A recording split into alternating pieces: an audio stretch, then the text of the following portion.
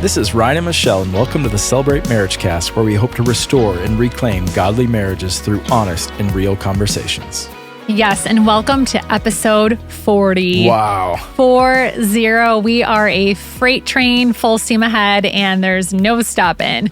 So thankful for you, our listener, for joining us on this journey. And we hope that this has been really, like Ryan said, life-changing for your marriage as you restore and reclaim your godly marriage, dating relationship, or whatever stage of life you are in.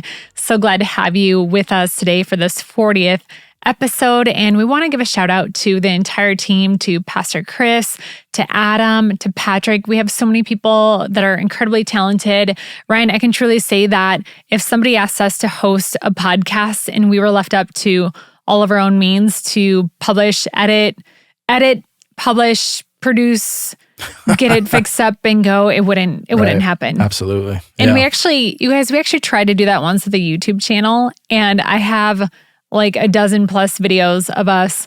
We were reselling clothes, and we made recorded really cool videos, and then they died on my camera roll.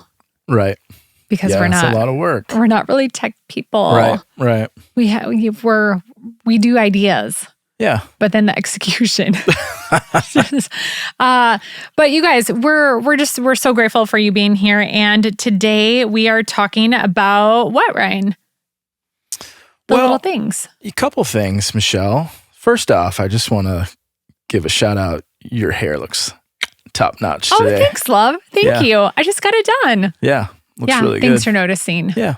Really good. Appreciate that. It's a summer look. Yeah. Fresh summer color and cut. Absolutely. Yeah. Thanks, love. Yeah. Looks real good.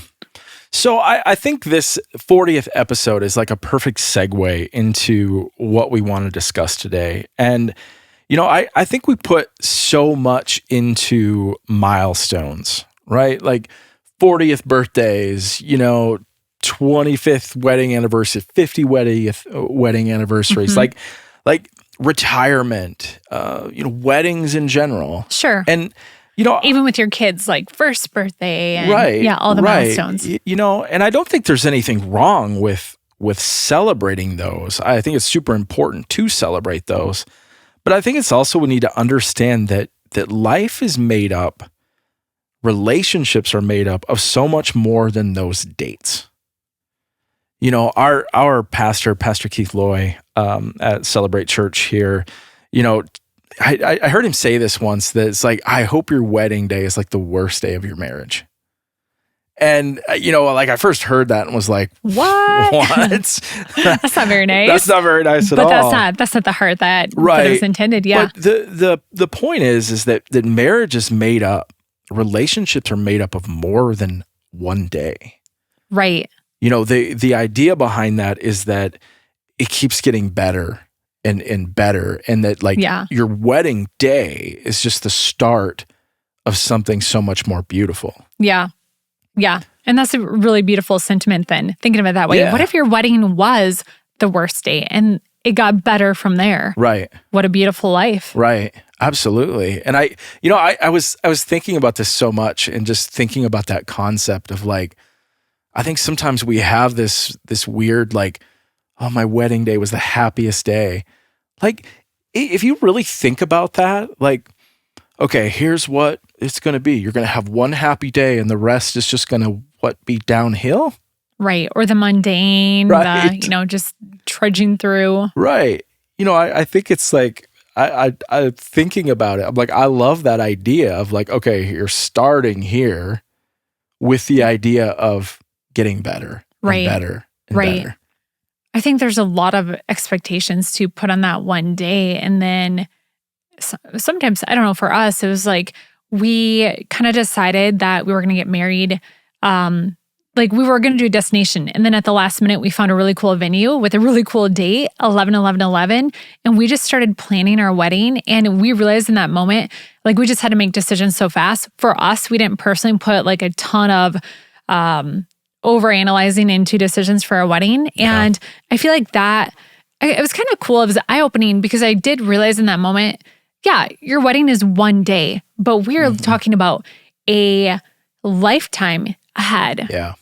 And not that, like you said, not that you can't. I mean, you want to have a great wedding Absolutely. day. Yeah, but today, we're going to talk about the little things. The little things, because I think life is made up of so many of those little things, those day-to-day things that, it's easy to maybe breeze over or miss, but it's really what makes up your life. It makes up your marriage, are those little things that happen every day. So yeah, I thought we would jump in and kind of share, just a couple of those things that we've noticed in our lives, of those little things that again, it's easy to miss, but they mean so much. Right. It makes up a beautiful life. Absolutely. I love what you said, Ryan, with, there are going to be some of those big, the movie Inside Out. I think of that with the core memories. What are the core memories? You're going to have some of those big trips, big moments, but you're right. A lot of, I don't know, probably 80% of your life is going to be everyday things. So how do you make that as rich as possible? Absolutely. Because it's just not possible to go on a big vacation every week, or awesome. to have a milestone birthday party with your friends every week, every year, whatever. Right. A lot of your life is mundane and little things. So how do you make that and transform that into a really rich life? Yeah. So Michelle, if you'd be willing to kind of maybe just jump in, like what are like one or two things that you just have noticed that are just those small things that mean a lot to you? Yeah, I think looking at our marriage, there are a few rhythms that we're in and things that we have just kind of made habitual. So we've shared this before. We got married on 11/11/11. Again, that story, just really cool date, cool venue opened up. And so we planned this wedding in 3 months, but such a cool date. So at 11/11 in the morning or at night, we're fortunate, I guess, in that we're awake for both of those times. We kind of night owls too. So Ryan will text me if he's at work and sees it's 11/11. He'll text me and say 11/11 or XO or I love you, love. Or I'll do that, whoever sees it first. Sometimes we'll text at the same time. And our kids are in on it too. So even our 9-year-old will say, in the summer, he'll say, Mom, you have 1 minute. And I'll say, 1 minute until what? And I'll say 1 minute. And I'll look at the clock and I'll realize, oh, he is reminding me that it's almost 11/11 and that I need to text Dad. If we are in person, we'll give each other a kiss at 11/11, whether we're driving in the car and it's like, okay, Thomas is so adamant about it that I'm like, okay, buddy. So I'll lean over and try to give you a kiss at 11/11 or whatever we're doing, we try to connect. And that's such a little thing, right? That's not a big planned vacation. It's such a little thing, but over time, it has turned into a really pleasant part of my memories. It's just something that I feel like someday I'll look back and remember we always did that. Yeah. And I think that's the cool thing too about some of these little rhythms or habits is that I'm a big fan of, I've told my teams this: consistency over time always yields results. But in the same way, these little things over time do kind of turn into a core memory. Yeah. That's one. I also have some of those little habits that I do with our kids. So when I bring our son to school in the morning, I started this when he, I think, was in kindergarten or first grade. It's been several years now. He's going into 4th grade, but I wanted to fill him up before he went into the world for the day, knowing that kids are going to say things, the world's going to beat you up a little bit. I wanted him to know who he was in Christ and how much he was loved. So I started saying this kind of this blessing over him each morning. And I would say, Thomas, who made you awesome? God made me awesome. Who loves you so much? And then he would say some people, and I said, but who loves you the most? And he would say, well, God loves me the most. And then all these other people love me. And then I would say, what makes you so special? And then we would list off different attributes that he has, I'm special because I'm kind, I'm honest, I'm caring, I'm a good friend, I'm loyal. And we would just list as many as we could every morning. And where it just got kind of habitual, and he could even start reciting those, and he was taking ownership for it. So I feel like things like that. The other day, Ryan, I shared this with you. This is yesterday, right? This happened. So I started I don't know why. I look at our kids, I'm like, oh, I just love you so much. So I started telling him. So sometime throughout the day, I'll be like, hey, Thomas, like, do you know how much I love you? And he'll say, yes. I said, but have I told you today how much I love you? And then he'll say, just now. I said, but do you really know it? Do you know it here? And I'll point to his heart and he'll say, yes, Mom, I know it. But then yesterday, after he said that, he kind of like laughed and ran down the stairs and he said, but you can keep telling me just so I don't forget. And I just thought, wow, this little tradition that we have has really turned into like a thing. Yeah. Yeah. That he loves. Yeah.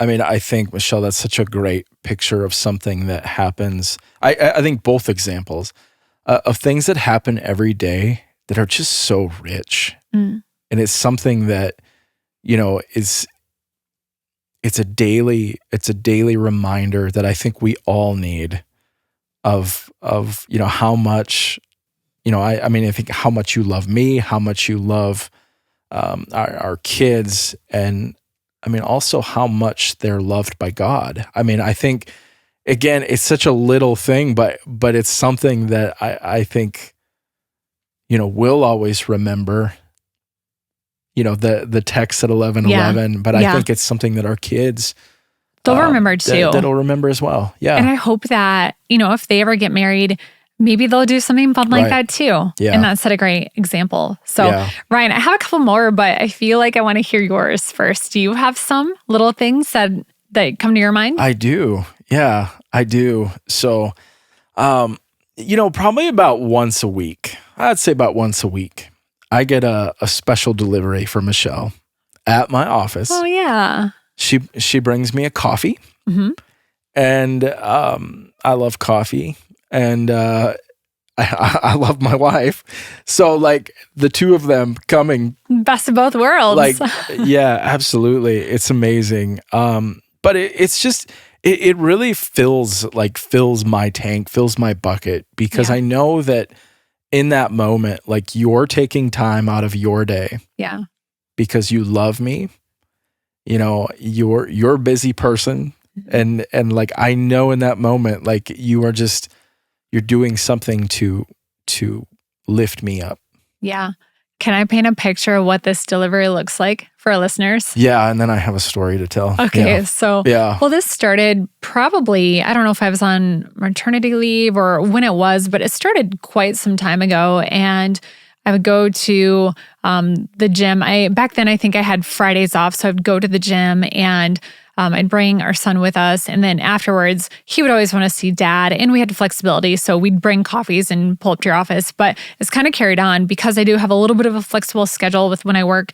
I've just made it kind of a habit to, especially if I know that it was a late night the night prior, or he has something going on, or he's extra tired, or just it's a busy day. I really like doing it too. So I'll get a coffee, and he works in the top floor of this office building and has a window office where it's kind of a cool view where you can see the coming and goings of the lot. So I'll pull up to the office, and I'll drive real slow, make sure there are no other cars coming or going, but I'll drive real slow, and I'll have the coffee in my hand, and then I'll look up to the top floor, to the window.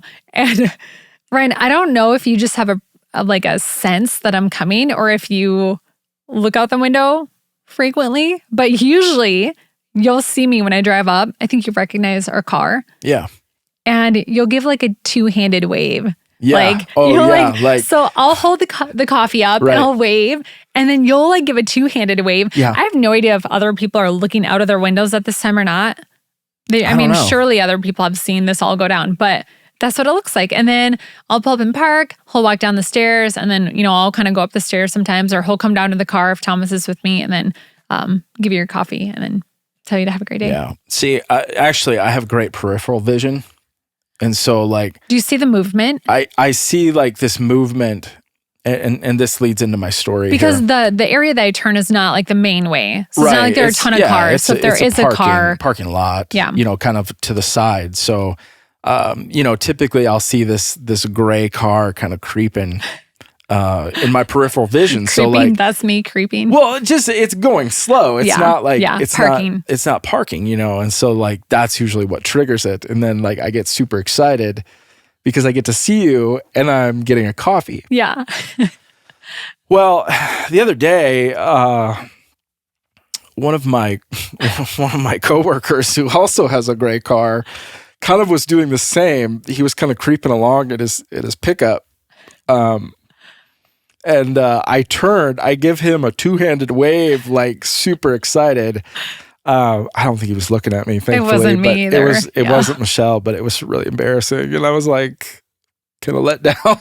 Yeah, it's okay. It's fine. It's totally fine. Yeah, I mean, he parked his car, but I don't know. I think he was doing something. But didn't he wave to me one day too? I was down and I gave a big wave, and he thought I was waving to him and gave a wave back. Yeah. He's used to it. He's fine. He's fine. Yeah, so, it's fine. So well, I'm glad that means a lot to you, love. Yeah, that's a little thing. But absolutely. It's a little thing that makes such a big difference. The other thing that I'll say, Michelle, and this just kind of hit me probably this last week. I go into work early. I'm actually an early bird and a night owl. Not saying it's healthy. Yeah. So, so you're usually the first one in your office. Like you're there early. You usually first or second. I'm usually in early, and so I usually leave before our house is kind of up and going. Yep. Usually I'll get to see Thomas for our son for a little bit. But you're usually still sleeping. Yep. And something that I've done, and I don't really know why. It's just, it means something, it means a lot to me that I always say goodbye to you. Yeah, we started a while back always saying hello and goodbye when we come or go from the house. Yeah. So I always come in, I give you a kiss, I say goodbye, and I love you. Yep. And I never really, I don't know, I didn't really give it a lot of thought. But just this last week, you sent me a message, and it's like, did you say goodbye to me? And I was like, she does know. And like, it's a big deal. Like subconsciously, even though I might look like I'm sleeping and I am, I know. Right. I do know. And it matters to you. It does. My heart was sad. I thought you just left. I was like, right. I never said bye. Right. And it's something that's so small, but but it's something that occurs every day. Yeah. And it really matters. It makes a difference. Thanks, love. Thanks for doing that. Yeah. I mean, I think these are the things that, they aren't big, they aren't extravagant things, but they make up your life. They make up your marriage. Yeah. Michelle, you said you had something else. Yeah, I do have a couple more. And I'd be really curious to hear from you, our listeners. What are those things in your marriage? Text them in. We'd love to hear. Yeah. Like, what are those little things that have become kind of a core memory or turned into just a habit or something really sweet? Ryan, I was thinking about this too. Every weekend you make me coffee. And I just think that's really sweet. Like every Saturday, you will make me coffee and you'll get out the coffee frother and put the foam on top, and then you'll sprinkle little cinnamon sprinkles on top. And I don't know, it's an act of service. And I just feel like it is really sweet that you make your own coffee and then you make one for me. Yeah. I really like that. So, and you do that literally every Saturday. And I think the other thing when I was thinking about this show and the little things is that you write me a lot of cards and you don't just sign your name, you actually write in them. And I've saved those, and those are really special to me. You write thoughts and words in the card. Yeah. It's not just Ryan with someone else's words. Here's the thing, guys. Again, I'm not trying to pick on you, but this is something that is a big deal that will make, honestly, like a huge difference, I think, in your relationship, in your marriage. That when you start writing things in your spouse's cards, like that means so much, as opposed to, like Michelle said, just writing your name. Yeah. Yeah. And it doesn't have to be a lot, but just writing something that's heartfelt, it makes a big difference.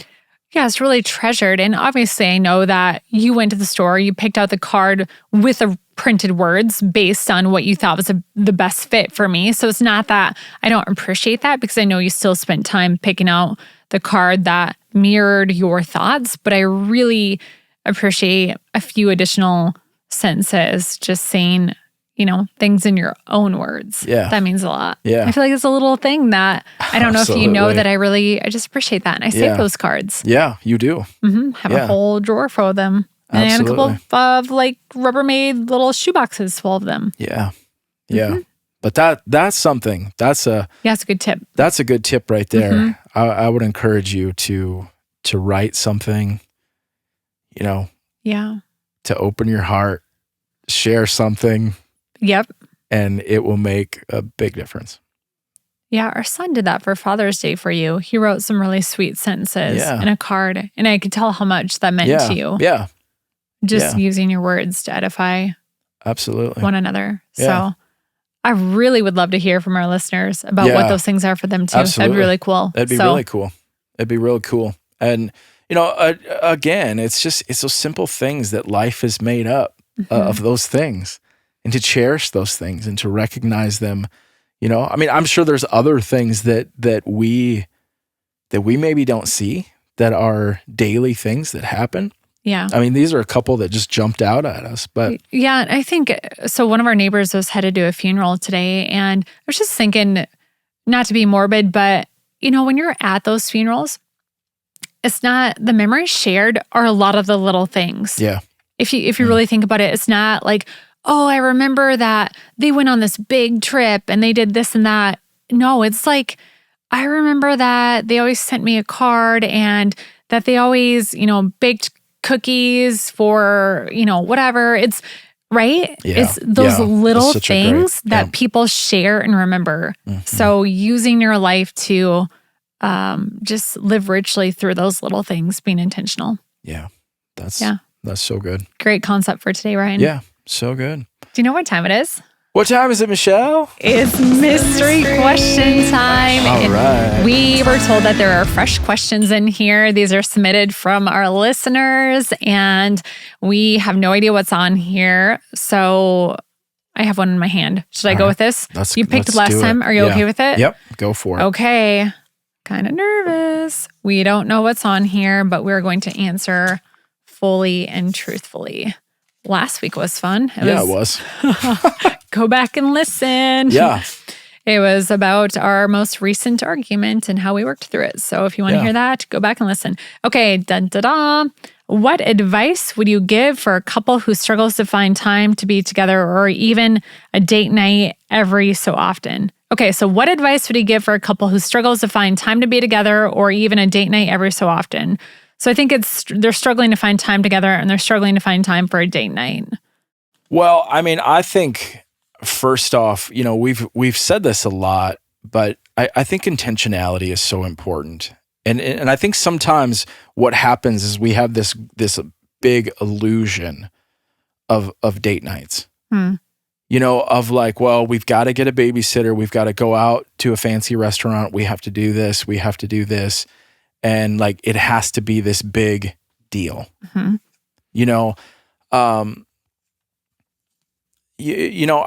think the first part would be to, okay, where are those pockets of time that you have of really kind of evaluating your time? Because we've been super busy, and I get it, life is super busy, but maybe it's 10, 15 minutes that you say, okay, where can I find 10, 15 minutes to really connect with my spouse eye to eye, of just conversation or whatever it is, for us, one of the things we kind of shifted to, hey, we both eat lunch. Let's have lunch together. Yeah.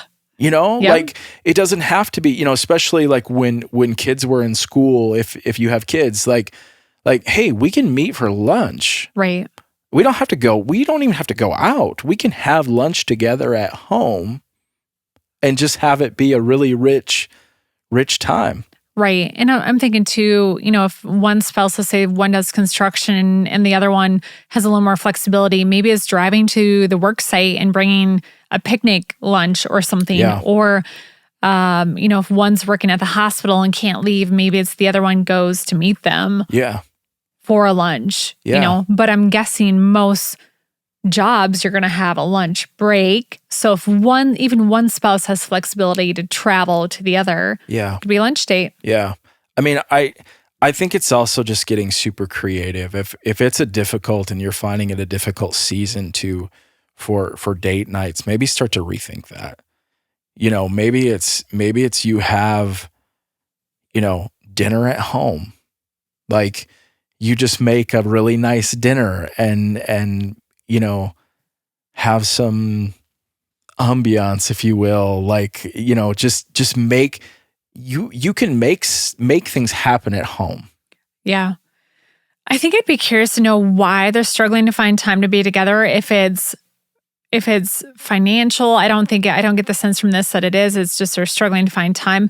I would say this advice, what you focus on is your priority. So if there's something else in your way, I think the fact that you're asking this question should be a wake-up call to you and your schedule. So if other things are creeping in, look, we're all busy, but we all really do have time when it comes down to it. Look at the other things you're doing. If you're, watching, Amazon Prime or Netflix or Disney Plus, whatever, for an hour a night, like you do have time. If you're on your phone at night, you do have time. So like Ryan said, maybe it's having an at-home date. So if the reasons that you have young kids, get them to bed and then have a date, set the ambiance. Ryan's done that where he's, had, some like fake candles on the table and made a fancy meal. You could get to go, DoorDash it, whatever, but get creative. Where there's a will, there's a way. So how bad do you want it? How bad do you want to pour into your relationship? Because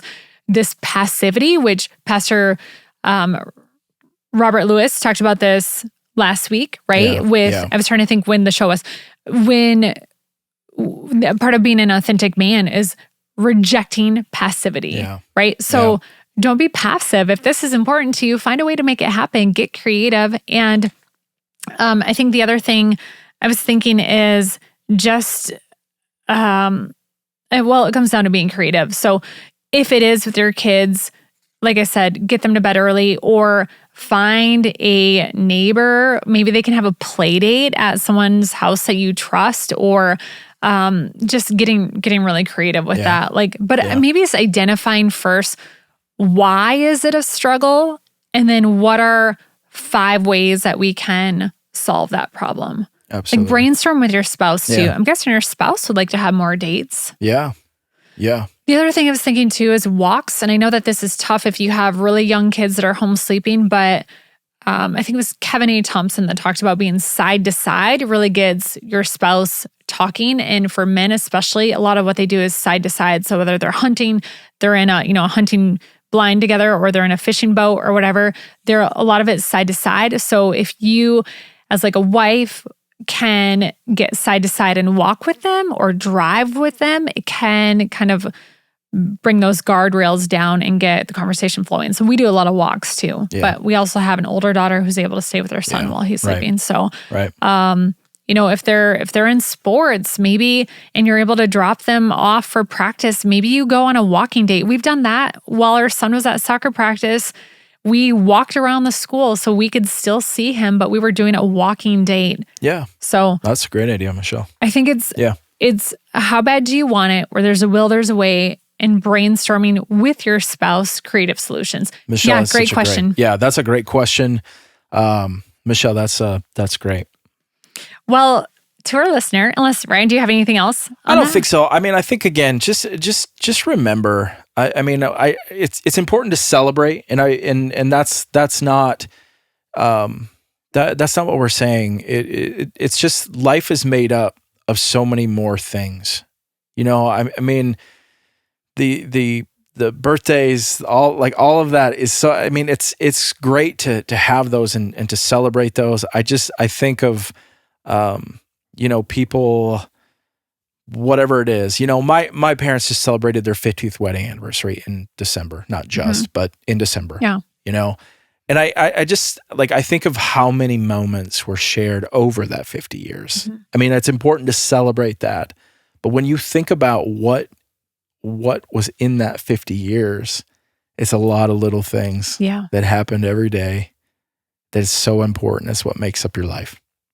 Yeah. Great word. Thank you to our listener for tuning in today. And we want to let you know we have resources for you. Celebrate.church/marriage. We have a new Instagram channel, Celebrate MarriageCast. You can reach us there or send us a text. You can either text in a question or a win if you have something cool to share. If an episode has resonated with you and it's been really helpful, we'd love to hear about that and share that win.